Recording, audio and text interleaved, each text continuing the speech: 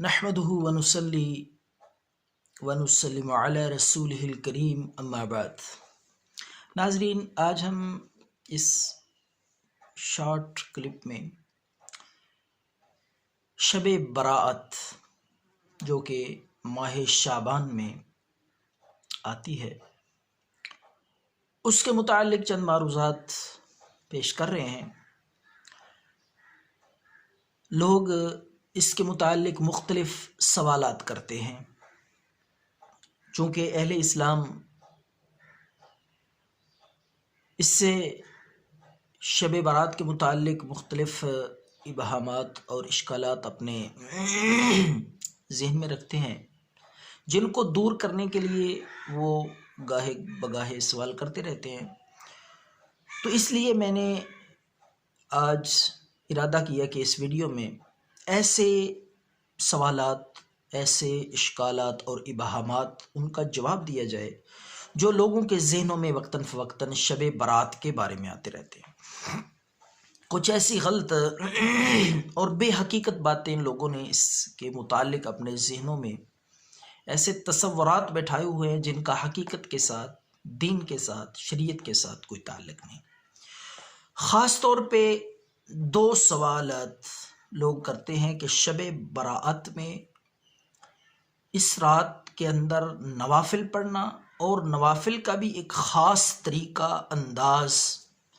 ان میں خاص صورتیں اور خاص مقدار میں وظیفہ، تلاوت، ورد، کسی بھی قسم کا ذکر کرنا، کیا اس کا کوئی ثبوت یا اس کے کیا فوائد ہیں؟ دوسرا سوال کہ شب براءت یعنی 15 شعبان کو روزہ رکھنا، اس کے متعلق تو میں عرض کرتا چلوں کہ یہ پہلی بات کہ شب براءت والی رات کو نفل پڑھنا، عبادت کرنا، اس کا کوئی خاص طریقہ شریعت میں مقرر نہیں ہے کہ اتنے نفل پڑھے جائیں اور اس خاص انداز طریقے کے مطابق اور اس میں یہ صورتیں اتنی تعداد میں پڑھی جائیں، یہ کوئی پابندی شریعت اسلامی میں نہیں ہے۔ ہاں، آپ عبادت کریں، جتنے زیادہ نوافل آپ پڑھ سکتے ہیں پڑھیں، استغفار کریں، ذکر کریں، تو یہ تو سب مناسب ہے، جائز ہے، لیکن اپنی طرف سے کوئی قید اور پابندی اور ایک خاص طریقہ مقرر کر دینا اور اسے ضروری اور سنت اور لازم سمجھنا، یہ درست نہیں ہے، کسی بھی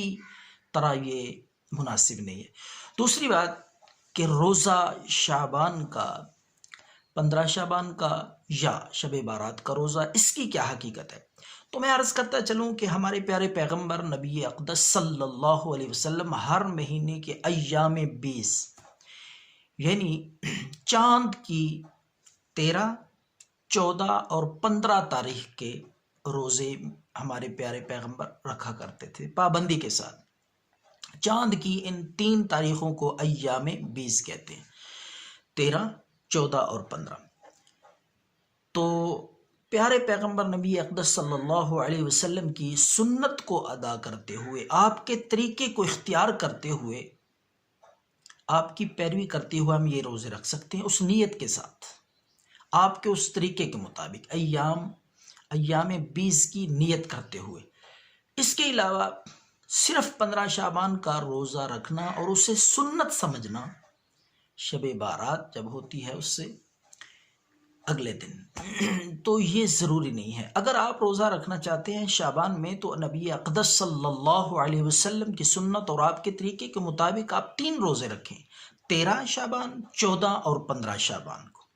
یہ تو سنت ہو گیا، آپ کا طریقہ، اور اس کی ممانعت نہیں ہے، اس کا بہت بڑا اجر اور ثواب ہے۔ اور ام المؤمنین جناب سیدہ عائشہ صدیقہ رضی اللہ تعالی عنہا فرماتی ہیں کہ حضور علیہ الصلوۃ والسلام شعبان میں کمر کس لیتے تھے اور کثرت کے ساتھ اللہ کی عبادت، اور دن کو آپ روزہ رکھتے تھے کثرت کے ساتھ، یعنی آپ فرماتے تھے کہ میں رمضان کا استقبال کر رہا ہوں، رمضان آ رہا ہے، میں اس کی تیاری کر رہا ہوں۔ تو اہل اسلام کو بھی چاہیے کہ شعبان المعظم میں، اس ماہ مبارک میں کثرت کے ساتھ روزے رکھیں۔ تو اس کے علاوہ باقی جتنی بھی رسوم ہیں اس شعبان کے متعلق حلوہ پکانا ضروری سمجھا جاتا ہے، اور یہ تصور کیا جاتا ہے کہ اس ماہ مبارک میں ایک درخت سے پتا گرتا ہے، جس کا پتا گر گیا اسی سال اس کی وفات ہوگی، وغیرہ وغیرہ۔ اس طرح کی جو روایات ہیں وہ سب ضعیف اور کمزور ہیں، وہ حقیقت پہ مبنی نہیں ہیں۔ تو اسی طرح بعض لوگ ضروری سمجھتے ہیں کہ شب بارات جب آئے تو اچھے اچھے کھانے، قیمتی کھانے، مہنگے کھانے پکائے جائیں تو اللہ پاک پورا سال فراخی اور فراوانی کر دیتے ہیں۔ تو اس طرح کی روایات کمزور اور ضعیف ہیں۔ تو اہل اسلام، اہل ایمان کو چاہیے کہ جب بھی اس طرح کا کوئی معاملہ درپیش ہو تو پہلے تحقیق کریں، قرآن و حدیث سے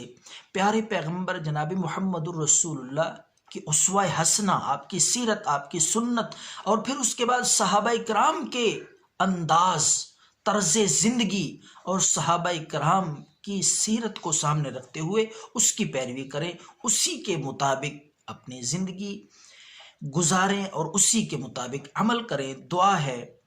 کہ آپ کو یہ ویڈیو پسند آئی ہوگی اور میری گفتگو اچھی لگی ہوگی، تو دعاؤں میں یاد رکھیں۔ اللہ حافظ۔